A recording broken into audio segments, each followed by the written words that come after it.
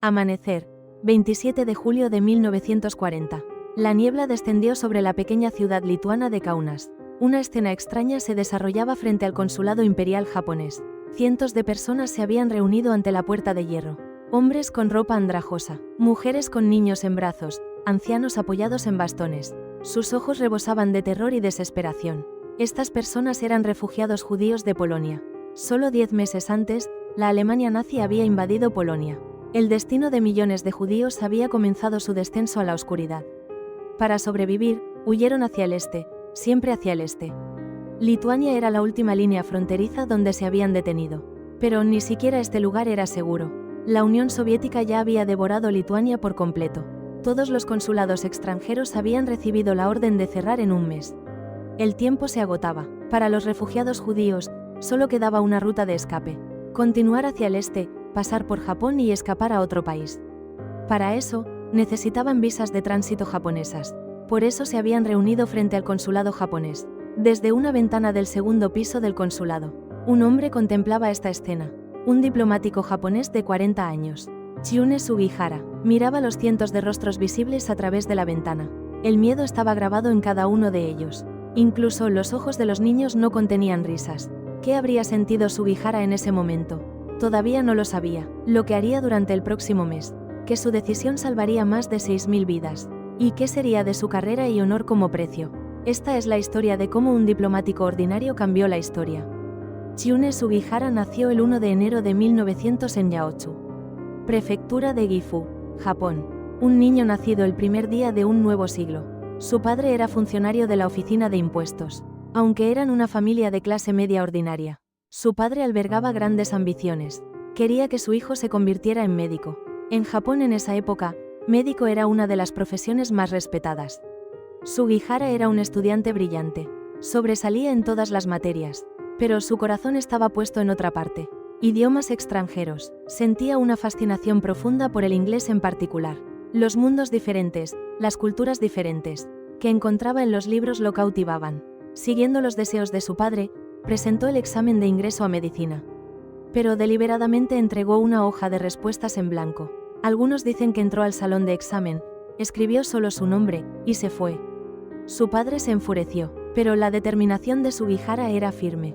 Solicitó el examen de estudios en el extranjero, del Ministerio de Relaciones Exteriores, y aprobó. En 1919, Sugihara de 19 años partió hacia Harbin, China. Como estudiante becado del Ministerio de Relaciones Exteriores, fue a aprender ruso. Harbin, esta ciudad era un lugar único, donde las culturas rusa y oriental se entremezclaban. Muchos emigrados rusos blancos, que habían huido de la Revolución Rusa, vivían allí. Sugihara dominó el ruso en este lugar. No solo aprendió el idioma, se sumergió profundamente en la literatura rusa, la música rusa, la filosofía rusa. Leyó a Dostoyevsky en el original, sintió el alma rusa mientras escuchaba la música de Tchaikovsky, y desarrolló un interés en la Iglesia Ortodoxa rusa. Finalmente, fue bautizado en la Iglesia Ortodoxa rusa. Su nombre de bautismo fue Pavel Sergeyevich.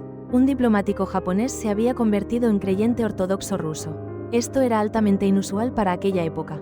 Pero Sugihara no estaba atado a las formalidades. Lo que le importaba era la verdad, seguir lo que creía correcto.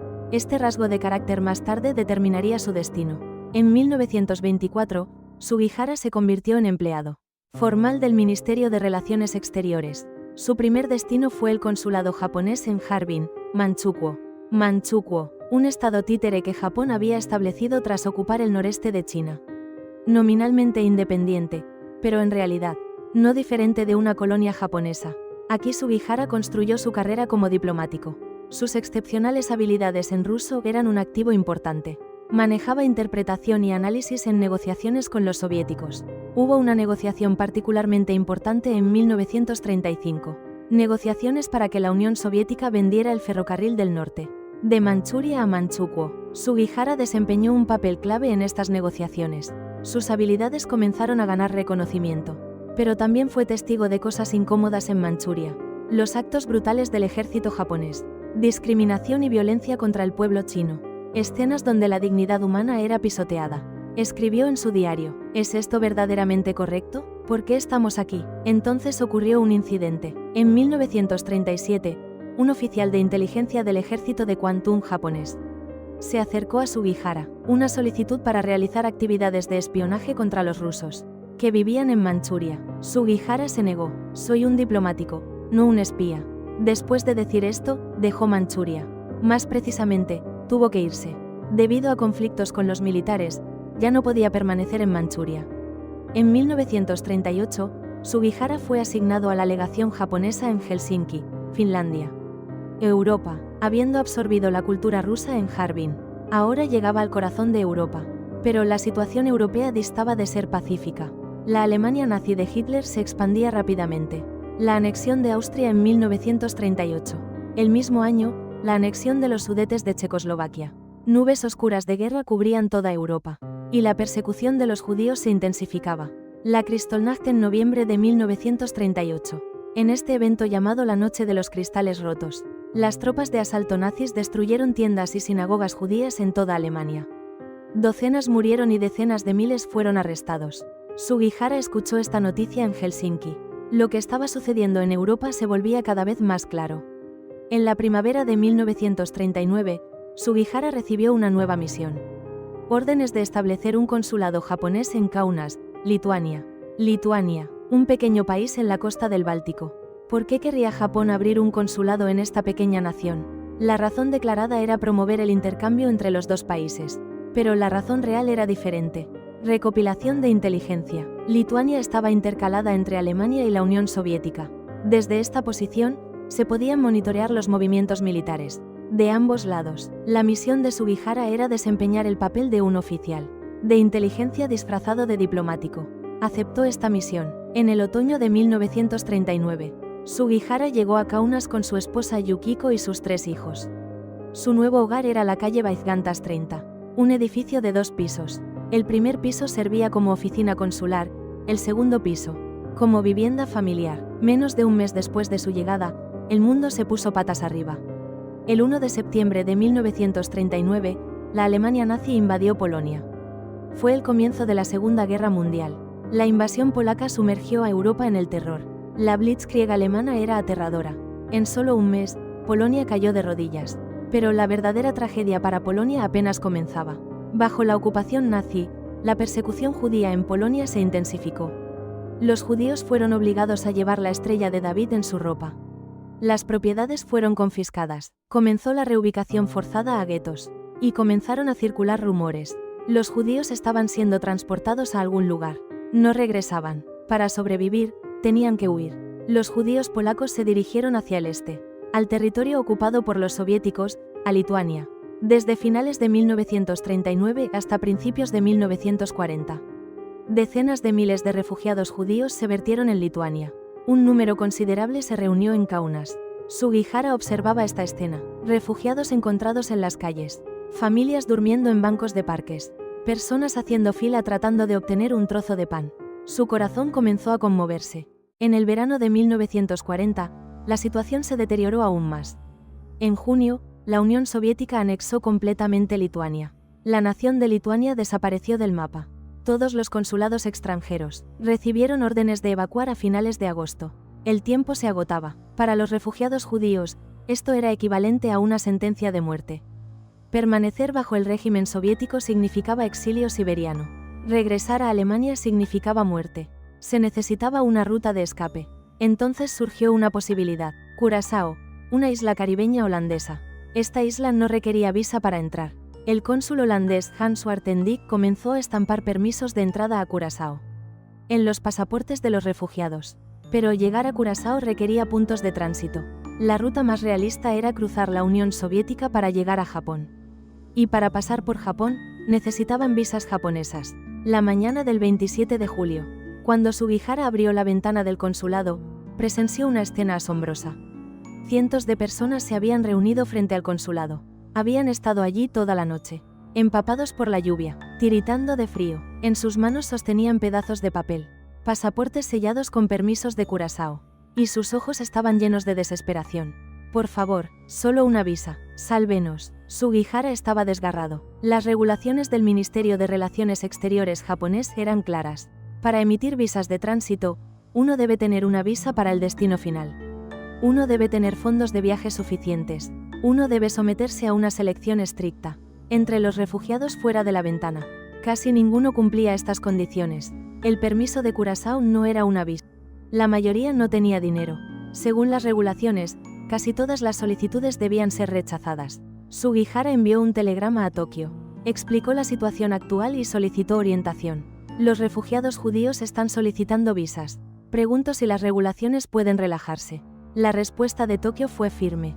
Cumpla con las regulaciones. Rechace las solicitudes que no cumplan los requisitos. Sugihara envió otro telegrama. Esta vez explicó la situación con mayor detalle. La vida de estas personas está en peligro. Sin visas, morirán. La respuesta de Tokio fue la misma.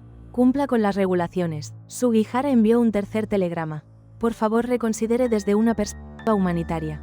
La tercera respuesta fue idéntica. No, Sugihara no podía dormir por la noche. Los sonidos de afuera del consulado no abandonaban sus oídos. Niños llorando, voces en oración, cantos ocasionales, canciones tristes en hebreo. Se sentó junto a la ventana, perdido en sus pensamientos. Soy un diplomático. Debo seguir órdenes de arriba. Ese es el deber de un diplomático. Pero otro pensamiento cruzó su mente. Soy humano. Esas personas afuera también son humanas. Si me niego, mueren. Mi desobediencia podría salvar sus vidas. Entonces, ¿qué es correcto? Sugihara habló con su esposa Yukiko. Yukiko, debo tomar una decisión. Si desobedezco las órdenes y emito visas, seré despedido. El futuro de nuestra familia estará en peligro. Pero si les doy la espalda a esas personas, lo lamentaré el resto de mi vida.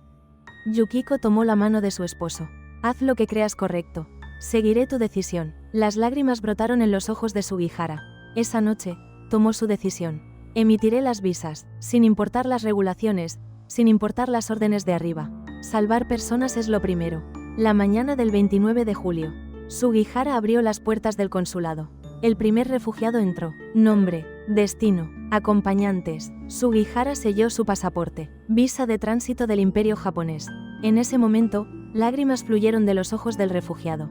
Gracias, usted es un ángel enviado por Dios. Sugihara sonrió. Siguiente persona. Así comenzó la emisión de visas. Docenas por día, cientos por día. Las manos de Sugihara nunca descansaron. El tiempo que tomaba completar una visa. Verificar el nombre, asignar un número, sellar, firmar un diplomático ordinario. Tomaba unos 30 minutos. Sugihara lo redujo a 5 minutos. Su esposa Yukiko ayudaba, organizando documentos, preparando tinta, cortando formularios de visa. Sus 3 hijos ayudaban a su manera. El más pequeño, Haruki, tenía solo 3 años. Pero entretenía a los niños que venían al consulado. Sugihara trabajó incansablemente de la mañana a la noche. Ni siquiera podía comer adecuadamente. Cuando Yukiko traía pan y té, comía apresuradamente mientras trabajaba. Sus dedos se pusieron rígidos. Sus ojos se enrojecieron. Le dolían los hombros y la espalda. Pero no podía detenerse, porque afuera de la ventana, cientos todavía esperaban. La escena frente al consulado cambiaba diariamente. Lo que había comenzado como cientos se hinchó más allá de 1000. La palabra se había esparcido. El consulado japonés en Kaunas está emitiendo visas. A cualquiera, sin importar las regulaciones. Los judíos acudieron de toda Lituania, incluso desde Polonia. Algunos vinieron en tren, algunos vinieron a pie. Algunos habían caminado durante días. El frente del consulado se convirtió en un campamento. La gente dormía sobre mantas extendidas. Compartían comida, oraban, cantaban. El corazón de Sugihara dolía cada vez que veía esta escena. Más rápido, más visas deben ser emitidas. No hay tiempo. Aumentó aún más la velocidad de emisión. Simplificó los formularios. Solo se registraba información esencial. Su movimiento de sellado se volvió mecánicamente preciso. 300 por día. Algunos días emitía 400. Procesaba en un día lo que un diplomático ordinario emitiría en un mes. Las reacciones de quienes recibieron visas variaron. Algunos se arrodillaron en gratitud. Algunos estallaron en lágrimas. Algunos intentaron besar la mano de Sugihara. Sugihara decía, no hay necesidad de agradecimiento. Solo estoy haciendo lo que debe hacerse. Vayan rápido, no hay tiempo. Los refugiados que recibieron visas se dirigieron directamente a la estación de Kaunas. Allí abordaron trenes a Moscú. Desde Moscú transfirieron al ferrocarril transiberiano a Vladivostok. Desde Vladivostok tomaron barcos al puerto de Suruga en Japón. Este era su salvavidas. La visa de Sugihara era la llave para este viaje. Pero no todo salió bien. Los funcionarios soviéticos comenzaron a lanzar miradas sospechosas. ¿Por qué este consulado japonés está emitiendo tantas visas? Algo huele mal. Sugihara tenía que tener cuidado. Demasiada atención podría acelerar el cierre del consulado. Así que pidió a los refugiados: por favor, estén tranquilos, no hagan alboroto frente al consulado. Por favor, mantengan el orden. Los refugiados siguieron esta petición. Sabían qué grandes riesgos estaba tomando Sugihara por ellos. Un día de agosto, un rabino visitó el consulado. Su nombre era Chaim Kalmanovitz. Era el líder de la Yeshiva Mir. La Yeshiva Mir era una famosa escuela religiosa judía. Establecida en Mir, Polonia, tenía siglos de tradición. Cuando estalló la guerra, toda la escuela había huido a Lituania. Más de 300 profesores y estudiantes juntos. El rabino Kalmanovitz le dijo a Sugihara: Señor Sugihara, el futuro de nuestra escuela está en sus manos. Estos estudiantes son el futuro del aprendizaje judío. Por favor, sálvelos. Sugihara asintió: haré todo lo que pueda. Desde ese día, comenzó la emisión de visas para los estudiantes. De la Yeshiva Mir, los 300 recibieron visas. Estos estudiantes más tarde cruzaron a Shanghái y continuaron sus estudios durante toda la guerra. Después de que terminó la guerra, la Yeshiva Mir fue reconstruida en Israel y América. Hoy ha crecido hasta convertirse en uno de los seminarios teológicos judíos más grandes del mundo. Sin las visas de Sugihara, esta tradición se habría cortado. Se acercaba finales de agosto, la fecha límite de evacuación de las autoridades soviéticas. Sugihara emitió visas hasta el último momento, hasta el día en que cerró el consulado. No, incluso después de cerrarlo, continuó. Trasladó sus pertenencias a un hotel, el Hotel Metropol. Continuó emitiendo visas incluso desde su habitación de hotel. Los refugiados lo siguieron al hotel. En los pasillos, en el vestíbulo, esperaban. Sugihara estaba desesperado por salvar aunque fuera una persona más. 1 de septiembre. Finalmente había llegado el momento de partir. Estación de Kaunas. Cuando la familia Sugihara abordó el tren, cientos de judíos se habían reunido en la estación. Personas buscando una última visa. Y personas que querían expresar su gratitud. Sugihara entregó visas a través de la ventana del tren. Una, luego otra. El tren comenzó a partir. Las ruedas comenzaron a rodar. Sugihara arrojó visas desde el tren en movimiento. Agárrenlas. Tomen estas. Sobrevivan. Algunos atraparon las visas. Algunos las perdieron. A medida que el tren ganaba velocidad, Sugihara ya no podía entregar visas. Gritó por la ventana: perdóneme, perdóneme por no poder ayudar más. Por favor, estén a salvo. Luego sacó el sello del consulado de su bolso. Ese precioso sello. Arrojó el sello a un judío. Tomen esto. Si encuentran a alguien que lo necesite, séllenlo para ellos. El tren se alejó. Las personas que quedaron en el andén saludaban. Algunos lloraban. Algunos gritaban bendiciones en hebreo. Así Sugihara dejó Lituania. El número exacto de visas que Sugihara emitió es desconocido.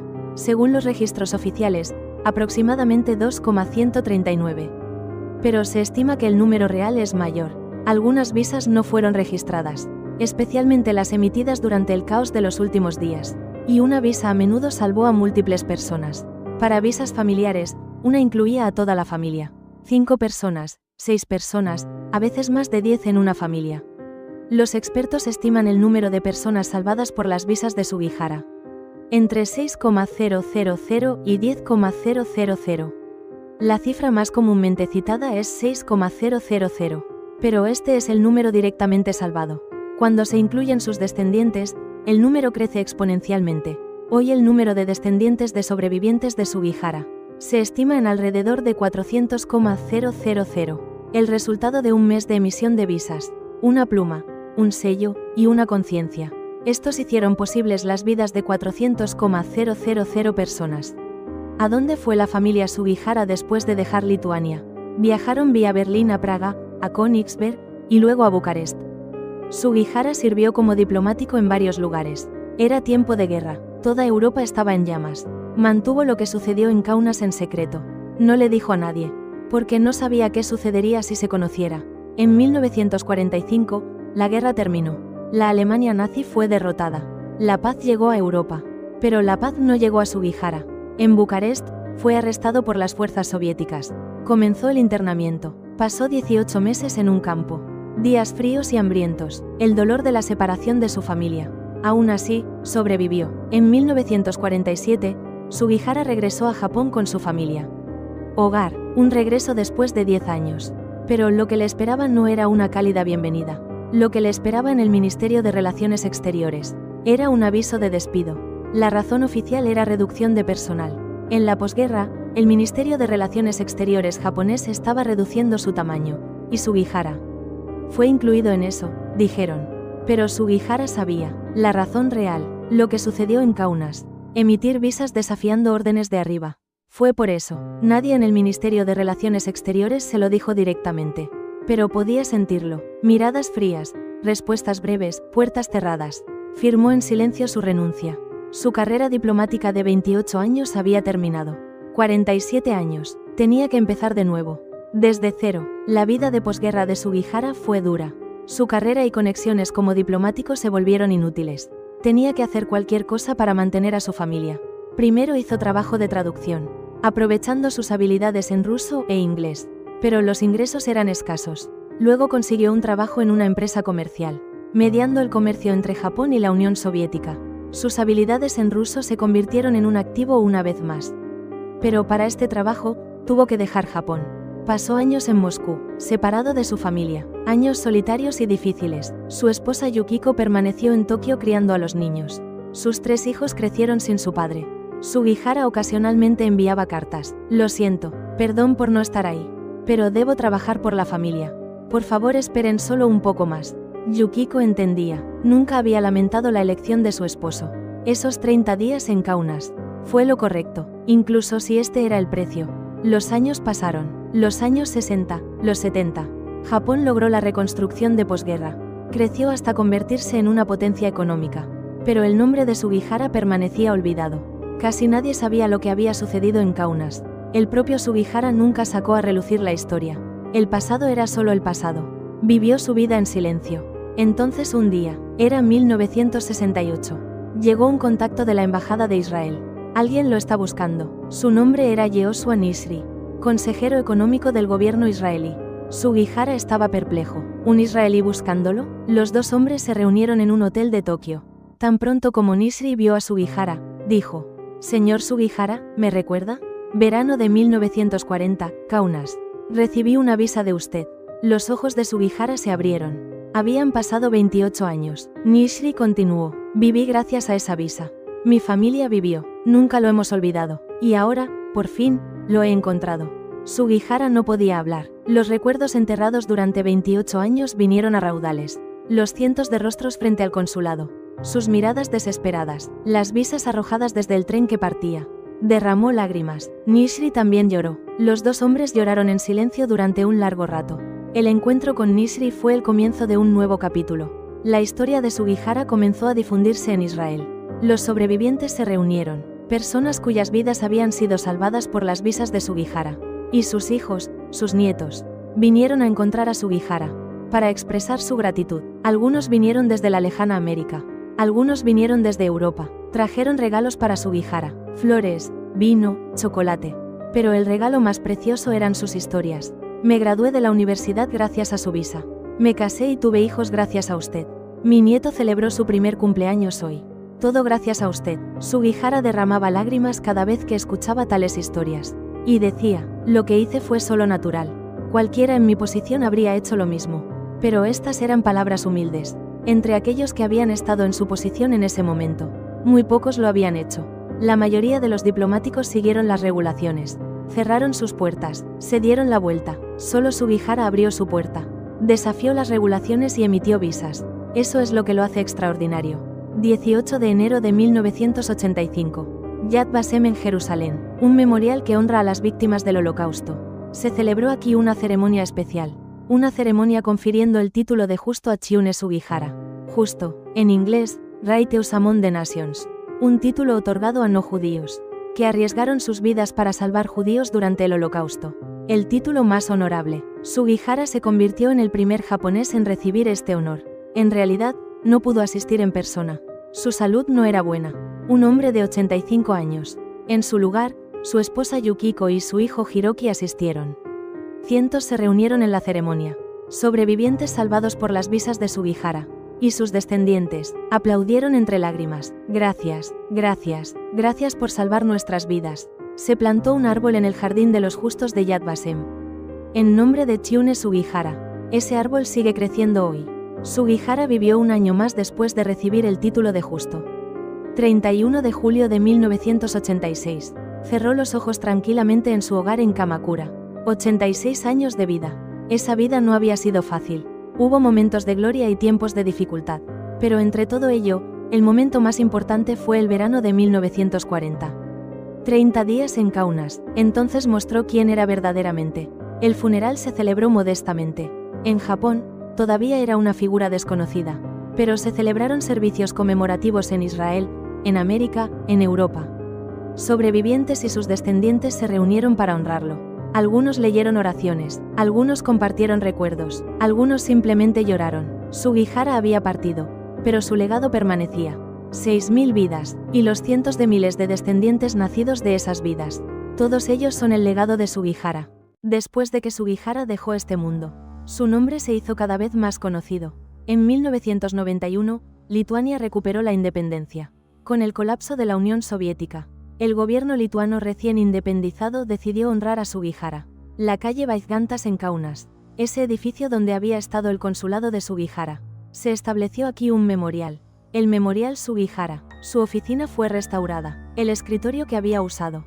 Una réplica del sello usado para emitir visas. Fotografías y documentos de esa época. Miles de visitantes vienen aquí cada año. Escuchan la historia de Sugihara y derraman lágrimas. Y piensan, ¿qué habría hecho yo? ¿Podría haber hecho lo mismo en tal situación? El cambio comenzó también en Japón. En 1992, el Ministerio de Relaciones Exteriores japonés rehabilitó oficialmente a Sugihara. Restauración del honor después de 47 años. El ministro de Relaciones Exteriores transmitió una disculpa oficial a la familia doliente. Sus acciones fueron una decisión humanitaria. Despedirlo en ese momento fue un error. En nombre del gobierno japonés, nos disculpamos. Yukiko vio restaurado el honor de su esposo. Sonrió en silencio. Ojalá mi esposo hubiera estado vivo. Pero estoy agradecida de que esto sucediera, incluso ahora. Falleció en 1998. Fue al lado de su esposo. Los dos habían compartido aquellos días en Kaunas juntos. Sugihara emitiendo visas, Yukiko ayudándolo, Yukiko organizando documentos, rellenando tinta, preparando comidas. Habría sido imposible sin ella. Hoy, el nombre de Sugihara es recordado en todo el mundo. Yad Vashem en Israel, Kaunas en Lituania, Yaochu en la prefectura de Gifu, Japón. También se construyó un memorial en su ciudad natal, el Memorial de la Colina de la Humanidad. Sus efectos personales y registros se exhiben aquí. Los estudiantes vienen en excursiones. Los turistas visitan, aprenden la historia de Sugihara, lo que puede lograr la conciencia de una persona, que hay cosas más importantes que las regulaciones y las órdenes, que la dignidad humana debe protegerse bajo cualquier circunstancia. La historia de Sugihara ha sido llevada al cine, publicada en libros, representada en teatro, se enseña en escuelas de todo el mundo. Hay calles y plazas que llevan su nombre. En Israel, en Lituania, incluso en Japón. En 2000, el gobierno japonés emitió un sello honrando su logro. Un sello conmemorativo del centenario del nacimiento de Chiune Sugihara. Un pequeño trozo de papel con su rostro. Pero su significado es grande. El gobierno japonés reconoció oficialmente sus logros. Tomó más de medio siglo. Pero la justicia finalmente se realizó. La historia se puso del lado de Sugihara. ¿Qué fue de los sobrevivientes de Sugihara y sus descendientes? Están dispersos por todo el mundo. En Israel, en América, en Europa, en América del Sur.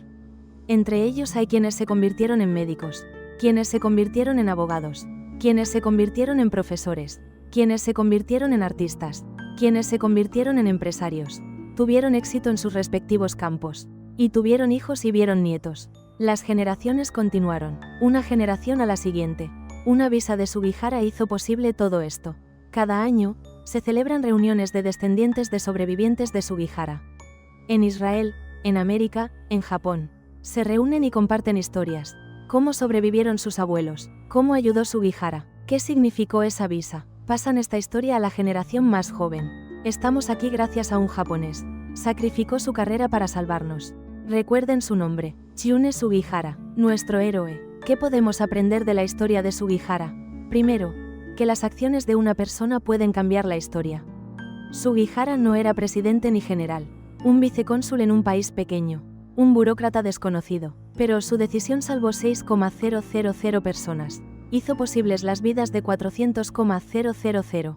El gran cambio no comienza en lugares grandiosos. Comienza con pequeñas decisiones de personas ordinarias. Segundo, que la conciencia es más fuerte que las regulaciones. Sugihara desafió órdenes de arriba. Violó las regulaciones, perdió su carrera como precio. Pero nunca se arrepintió ni una vez, porque sabía que había hecho lo correcto. Cuando las regulaciones y las órdenes están equivocadas, seguirlas no es justicia, seguir la conciencia es justicia. Tercero, que la dignidad humana es universal.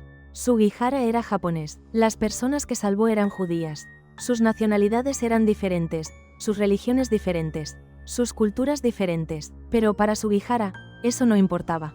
Todos eran humanos, humanos con vida, humanos con dignidad, humanos que necesitaban ser salvados. La dignidad humana no tiene frontera, raza, religión, cultura, ninguna es barrera. Sugihara lo demostró con sus acciones. Incluso hoy, los derechos humanos son violados en todo el mundo. Los refugiados son bloqueados en las fronteras. Los grupos minoritarios son perseguidos. Las personas sufren bajo regímenes dictatoriales. En Corea del Norte, millones viven privados de libertades básicas. Los desertores norcoreanos arriesgan sus vidas buscando libertad. Muchos son capturados en el camino y repatriados, arrastrados a campos y sometidos a castigos brutales. ¿Qué es diferente de la época de Sugihara? Solo los objetivos de persecución han cambiado. El sufrimiento es el mismo. Entonces, ¿qué debemos hacer? ¿Quedaremos de brazos cruzados? ¿O actuaremos? Sugihara eligió actuar, incluso conociendo el peligro, incluso anticipando el precio. Tomó su pluma, selló, salvó vidas, eso era todo lo que podía hacer. Pero su todo cambió todo para 6,000 personas. ¿Cuál es tu todo? Podría ser algo pequeño, una donación, una firma, un momento de atención. Cuando estas pequeñas cosas se reúnen, se convierten en un gran cambio. Como una visa de Sugihara. Chiune Sugihara no se consideraba un héroe. En una entrevista, dijo: "No hice nada especial. Cualquiera en mi posición habría hecho lo mismo. Simplemente seguí mi conciencia". Palabras humildes, pero la historia lo ha juzgado de manera diferente. Es un héroe que salvó 6,000 vidas. Un héroe que hizo posibles las vidas de 400,000. Un héroe que mostró cuán fuerte puede ser la conciencia humana. Su nombre será recordado para siempre. Chiune Sugihara, el hombre que emitió visas de vida. El diplomático de conciencia, un héroe para todos nosotros. 1 de septiembre de 1940. Estación de Kaunas. Desde la ventana del tren que partía, Sugihara arrojó su última visa.